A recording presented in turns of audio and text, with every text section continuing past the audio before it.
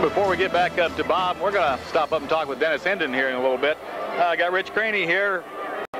He's got some rebounds and assist stats. Looks pretty impressive there. Very, very impressive.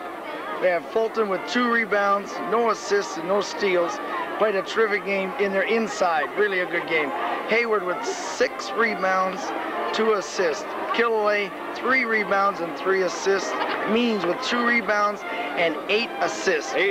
One steal. 8 assists in the first half for Daniel Means. Super game. Wooten with 1 rebound and 1 assist. And Bobby Bruce coming off the bench with one rebound. In the first half, we shot 18 for 23 from the field for a 77%.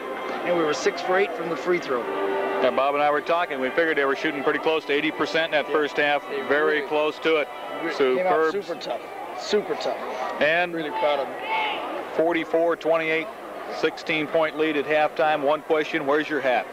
I forgot. I have to admit I forgot it. I'm sorry, but folks, I still yell though. Okay, thanks a lot, Rich. Appreciate the stats. Now we're going up here, and if I don't trip over the mic cord, I'm going to chat just a minute with Dennis Hendon. Dennis, you were going to bring a shirt down. Did you bring the shirt down for yes, I did. The coach? I'm not gonna show it until after the game, though. I don't want to jinx him. I don't think there's too much worry about that now. All right. 1982 CIF 2A champs, and the backside says, "Congrats from the 58 champs." The only other ones: Dennis Hendon, a member of the 1958 Burroughs CIF championship team. I'm gonna give it to Larry Bird right after it. We'll be down there for the presentation. And now let's go over to Bob Mullins for the scoring wrap-up on the first half.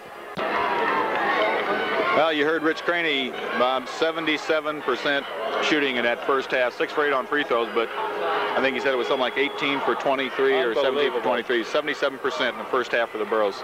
I know Capital Valley must be sitting up there shaking their head and saying, where in the world did these guys come from? Because we've never seen shooting like that, and quite honestly, I haven't seen shooting like that either this year. They just seemed everything went in. You got a lot of balance in scoring.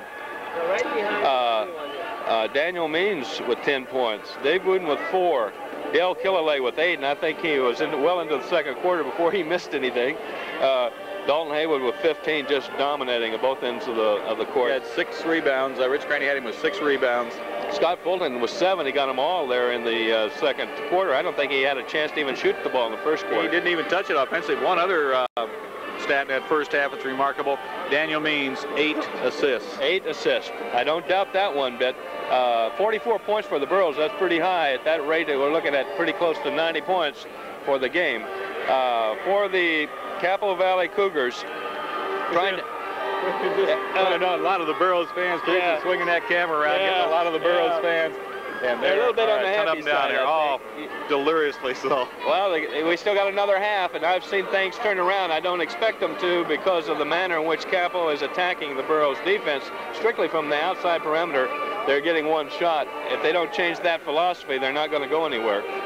Let's go with the points for the Cougars here in the first half for their 28 points. And they're a high-scoring ball club, so 28 points is pretty low for them. 8 points for Bert Call, their fine shooting guard. 3 from Don Sedgwick. 8 from Dan Darden. 3 from Scott Monroe. And 6 from Walter DeCassis. Here comes the Burros.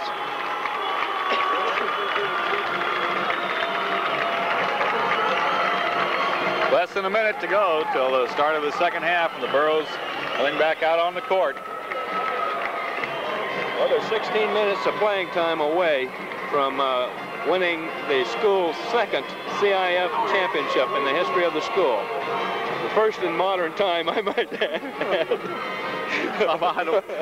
You're not that ancient, Bob. I wouldn't say that 58 wasn't modern time. Of course, you graduated before 58. That's right. And of course, Dennis Hendon is sitting down here, and I don't want to give him any credit. You know, he's just as old almost as I am.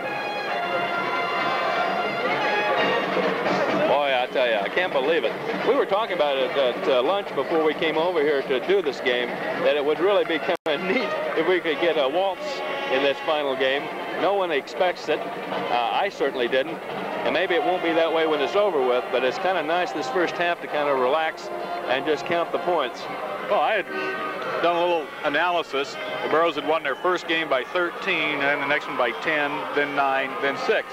I figured a mathematical progression based on that, they would win this one by 5.